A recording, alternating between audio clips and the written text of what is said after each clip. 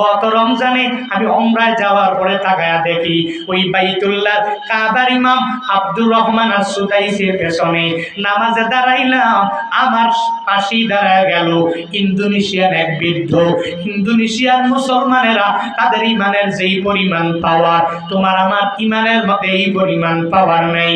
ইন্ডিয়ার মধ্যে মুসলমানদের ইমানের যেই পাওয়ার, তোমার আমার ইমানের মাঝে এই পরিমাণ পাওয়ার নেই। ওই হুজুর কোরআন তিলাওয়াতের মধ্যে চোখের পানি ফালায়া ফালায়া কান্দে। আমার পাশে ইন্দোনেশিয়ান ওই বৃদ্ধটাও কোরআন তিলাওয়াত শুনে শুনে চোখের পানি ফালায়া কান্দে। আমি তাকায়া দেখি কাঁদতে কাঁদতে একটা পর্যায়ে সে নিচে পড়ে গেল, তবুও ওই তাকবীরটা বান্দা ছাড়ে না, নিয়তটা বান্দা ছেড়ে দেয় না। আবার আস্তে আস্তে উঠে ওই তিলাওয়াতের মজা পাইয়া চোখের পানি ফালায়া ফালায়া বান্দা কান্না করে।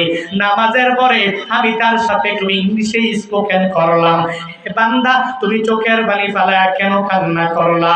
ওই লোকটা বলে, এই তিলাওয়াতের মধ্যে যেই পরিমাণ মজা আমি পাওয়া যাই, আর এই হুজুরের তিলাওয়াতের আমি এত ভক্ত, আমি ইন্দোনেশিয়ার মধ্যে যতবার যত রাতে আমি ঘুমাইলাম, এই যখনই আমার ঘুম আসে না, হুজুরের কোরআন তিলাওয়াত শুনে আমি ঘুমাইতে দেরি, আমার চোখে ঘুম আসতে এক সেকেন্ড পরিমাণ দেরি না।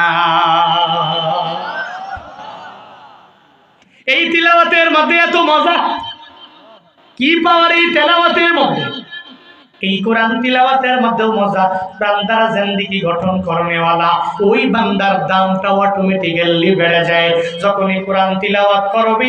আরেক বান্দার ঈমান থাকলে চোখের পানি ফেলায়া কান্না করবে। দেখো না রে গোলাম, দুনিয়ার সব মানুষের কথা বাদ দাও, যদি মনে করো বাংলাদেশের কোনো কথা হুজুর আপনি বলেন, কোরআনটা পড়িয়া কি পরিমাণ সম্মানী হয়ে গেল। টাঙ্গাইল আর সিরাজগঞ্জ কি পরিমাণ দূরে, বেশি দূরে না, যমুনার এপার ওপার। ওই টাঙ্গাইলের নাগরপুরের ছেলে বিশ্বজয়ী হাফেজ সলেহ আহমদ তাকরিম কি পরিমাণ সম্মান পাওয়া গেল। আল্লাহ গিফটেড মর্যাদা নিয়া এয়ারপোর্টে কি পরিমাণ সংবর্ধনা দেওয়া হলো। গভীর রাতে এই বাংলাদেশের মানুষগুলো দৌড়ে যায় আর তাকে কি সম্মান করিয়া করিয়া বুকের মধ্যে নিয়ে নিয়া অ্যাকসেপ্ট করে তাকে আগাইয়া নিয়ে যায়।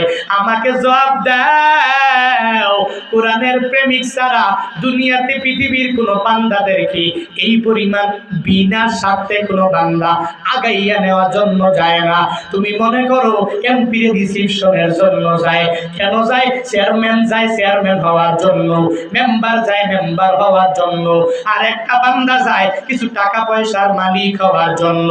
ওই দুনিয়াতে মেম্বার অফ পার্লামেন্টের পেছনে দৌড়ায়, চেয়ারম্যান দৌড়ায়, কেন দৌড়ায়? বলে আমার চেয়ারম্যান হওয়া লাগবে।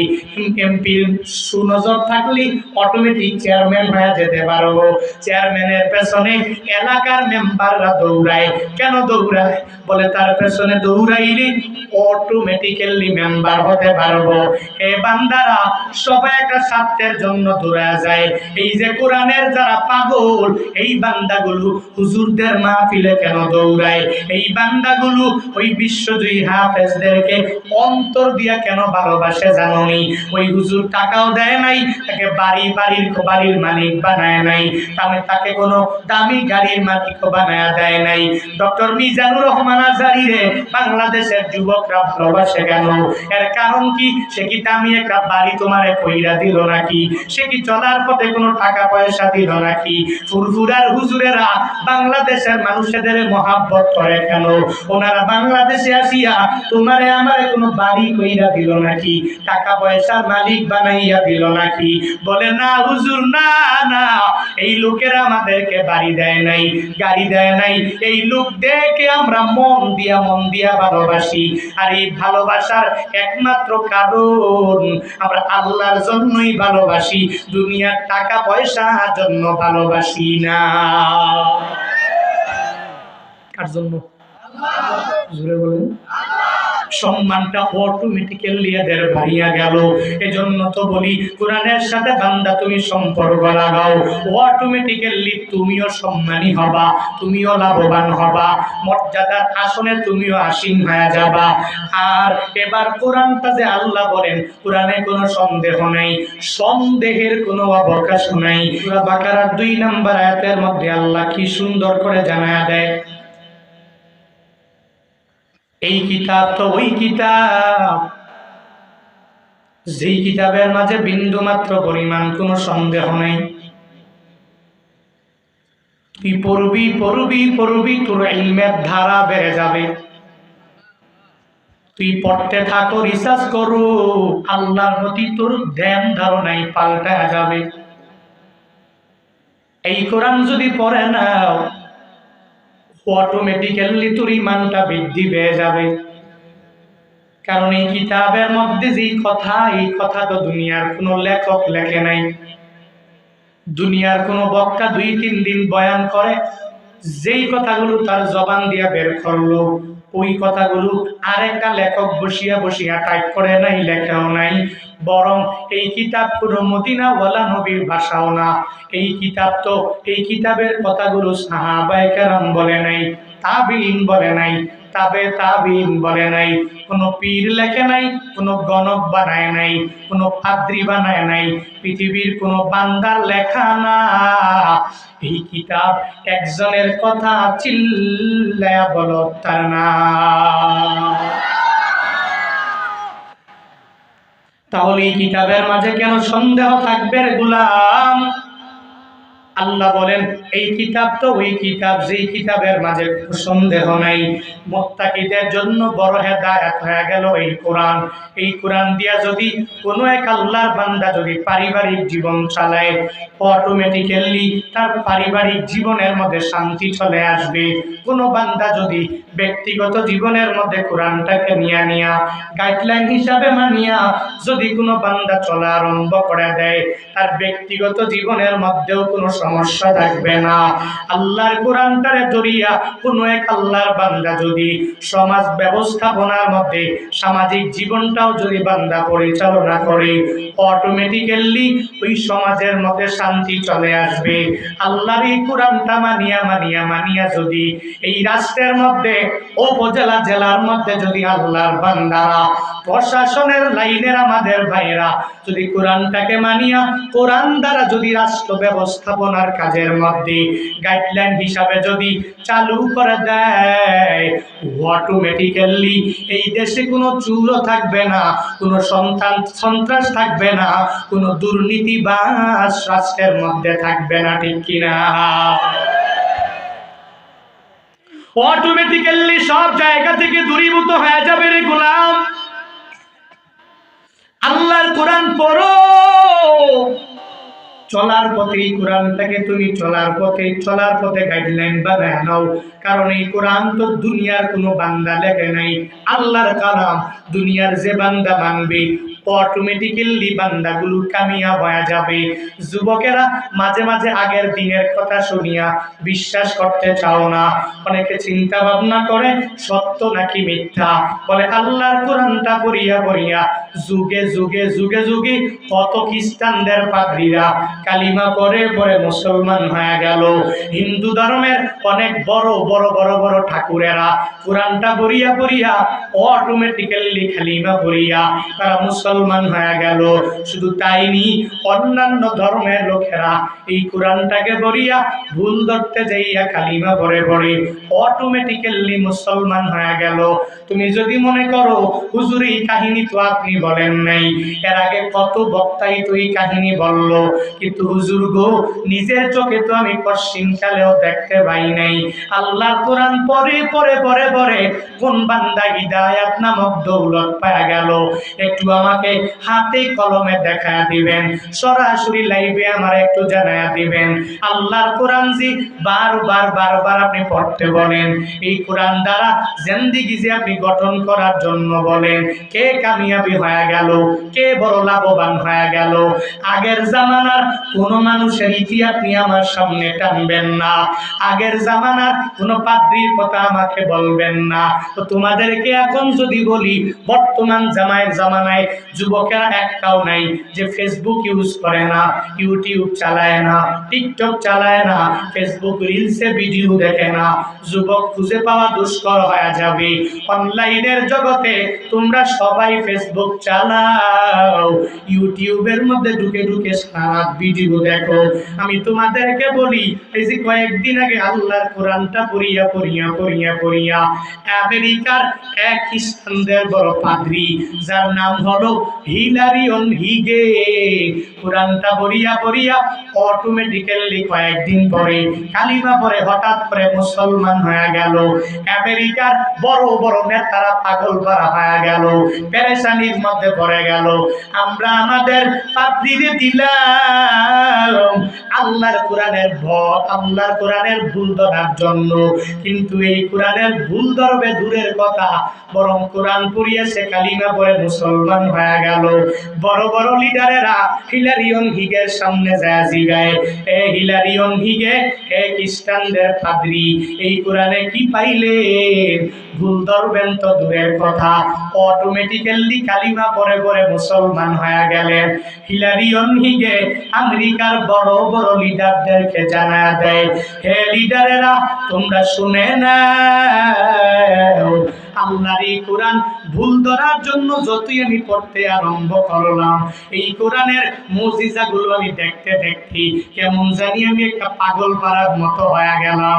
দুনিয়ার এমন কোনো কিতাব নাই আমি পড়লাম না, দুনিয়ার সব বইগুলো রিসার্চ করলাম, কিন্তু এই কোরআনটা ধরে যেদিন থেকে আমি গবেষণা করা আরম্ভ করে দিলাম, আমি তাকায়া দেখি এই কোরআনের মতো এত সুন্দর দিক নির্দেশনামূলক বাণী পৃথিবীর অন্য আরেকটা গ্রন্থের মাঝে না। এজন্য আমি কোরআন পড়ে মুসলমান হয়ে গেলাম। তাহলে ইসলাম ধর্ম তুমি মানলে কেন? ওই ধর্মের মধ্যে তুমি যাইলা কেন? কোরআনটা মানো তো অসুবিধা নাই, কিন্তু ইসলাম ধর্মে ঢুকলা কেন? হিলারিয়ন হিগে জানা দেয় এটা তো ইসলাম ধর্মের মাঝে একটা কিতাব, এই কোরআনটাকে যখনই আমি রিসার্চ করলাম, ওই ধর্মের কথাও কোরআনের মধ্যে পাওয়া গেলাম যে এটা এমন এক ধর্ম, এই ধর্ম ছাড়া অন্য কোনো ধর্ম আমার আল্লাহর কাছে গ্রহণযোগ্য। আল ইসলাম এটাই আল্লাহর কাছে গ্রহণযোগ্য ধর্ম, এমনকি দ্বীনুন কামিলুন লিল হায়াত, একটা মানুষের পুরো জিন্দেগি চালানোর জন্য এই ধর্মটাই হলো পারফেক্ট ধর্ম। সব মিলাইয়া আমি ইসলাম ধর্মটা কেন মানলাম তোমরা জানোনি? আল্লাহর কোরআন পরে দেখলাম, আর ইসলাম ধর্মের ব্যাপারে এই কোরআনের মধ্যে আমি পাইয়া গেলাম।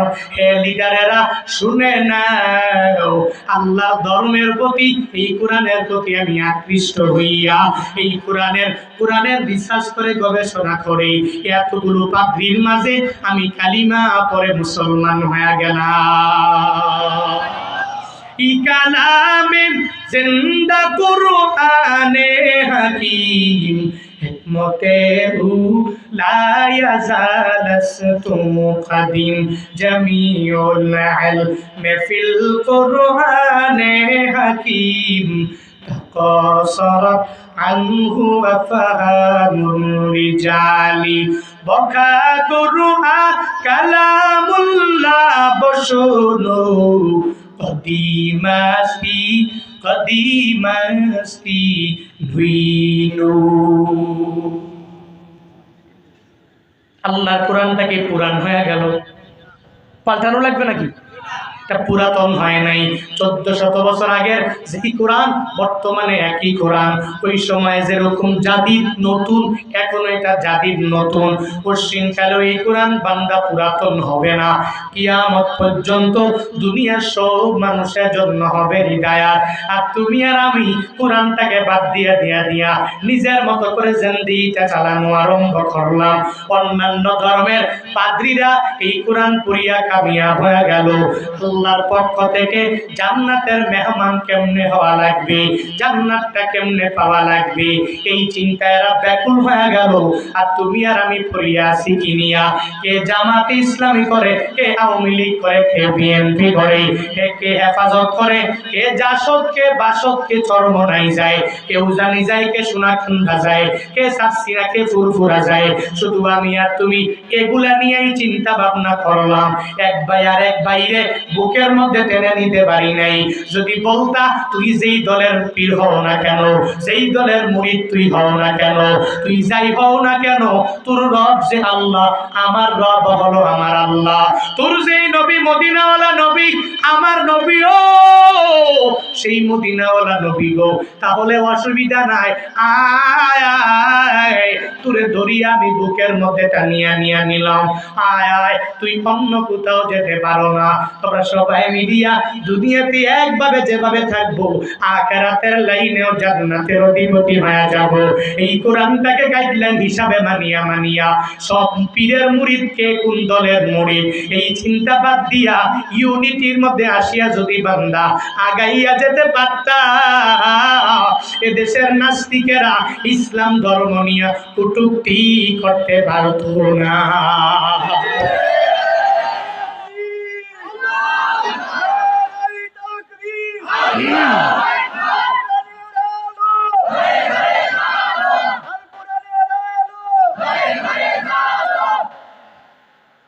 আল্লাহর কোরআনটা মেনে মেনে মেনে মেনে তুমি যদি চলতে পারো, তবে একা না, সবাইকে নিয়ে তোমার চলা লাগবে, সবাইকে নিয়ে চলবা। কারা কারা এখানে কে কোন দলের মুরিদ ডিভাইড করা যাবে না, ভাগ করাও বান্দা যাবে না, সবাইকে একসাথে নিয়ে বান্দা তোমরা আগায়া যাও। কারণ কালিমা তো সবার জন্য এক, লা ইলাহা ইল্লাল্লাহ মুহাম্মাদুর রাসূলুল্লাহ। There is none worthy of worship besides Allah. Muhammad sallallahu alayhi wa sallam is the messenger of Allah. এই কথা তো সবার জন্য এক। আল্লাহ ছাড়া দুনিয়াতে মাবুদ নাই, আল্লাহ ছাড়া দুনিয়াতে কেউ নাই, ইবাদত পাওয়ার যোগ্য আর কেউ নাই, রিজিক দাতা কেউ নাই, আমার মালিক কেউ নাই। দিতে পারে মালিক, আবার নিয়ে যেতে পারে মালিক, সম্মান দিতে পারে মালিক, নিয়ে যেতে পারে মালিক, আমার ইজ্জত দিতে পারে মালিক, নিয়ে যেতে পারে মালিক, আমারে মেম্বার বানাইতে পারে আল্লাহ, চেয়ারম্যান বানাইতে পারে আল্লাহ, আমি জুনায়েদ আল হাবিবরে বক্তাও বানাইতে পারে আল্লাহ, আবার এই বক্তা থেকে অসম্মানের সাথে মঞ্চ থেকে নামাইয়া দিতে পারে আল্লাহ, প্রধানমন্ত্রীরে প্রধানমন্ত্রী বানাইতে পারে আল্লাহ, আবার তারে নামাইয়াও দিতে পারে আল্লাহ। সর্বময় সব ক্ষমতার মালিক হলো আমার আল্লাহ। এই কথার ব্যাপারে কোনো বান্দার তো কোনো দ্বিমত নাই। আর মুহাম্মদ সাল্লাল্লাহু আলাইহি ওয়াসাল্লাম আল্লাহ কর্তৃক প্রেরিত একজন মেসেঞ্জার, একজন বার্তাবাহক। ওই নবীর আল্লাহ গোটা উম্মতের জন্য নবী করে দুনিয়াতে প্রেরণ করলেন। এই কথার ব্যাপারেও তো কোনো দলের দ্বিমত নাই, কোনো মানুষের দ্বিমত। তাহলে বান্দা দ্বিমত করে ডিভাইড কেন লাগাও? আল্লাহর কোরআনটা যদি মানিয়া মানিয়া চলতে পারো, তাহলে দেখবা এই কোরআনটা তোমার আমার জন্য হিদায়াত হয়ে যাবে, তোমার আমার জন্য হিদায়াত নামক দৌলত হয়ে যাবে। এবার আল্লাহ যে জানায়া দিলেন এই কোরআনটা পড়ে পড়ে পড়ে পড়ে কোন বান্দা কামিয়াব হবে, কোরআন দ্বারা কোন বান্দা জিন্দেগি গঠন করে কামিয়াব হয়ে যাবে। আল্লাহ কি সুন্দর করে এরপরে আয়াতের মধ্যে জানায়া দিলেন, আল্লাযীনা ইউমিনুনা বিল গায়ব। কোন গুণে গুণান্বিত হয়ে গেলে তুমি কামিয়াব হয়ে যেতে পারবা? গুণ লাগবে কি লাগবে না? লাগবে না। বলে কিছু গুণ তো তোমার অন্তরের মধ্যে থাকা লাগবে, চলার পথে এই গুণগুলি গুণের মাঝে গুণান্বিত হওয়া লাগবে। তাহলেই কোরআনটা তোমার জন্য হিদায়াত, তাহলেই তুমি লাভবান, তাহলেই তুমি সফল কাম। আল্লাহ বলেন আল্লাযীনা ইউমিনুনা বিল গায়ব। এক নম্বরে যারা আল্লাহরে না দেখিয়া ঈমান আনলো। এখানে যারা আসলেন আপনারা কেউ আল্লাহরে দেখছেন নি?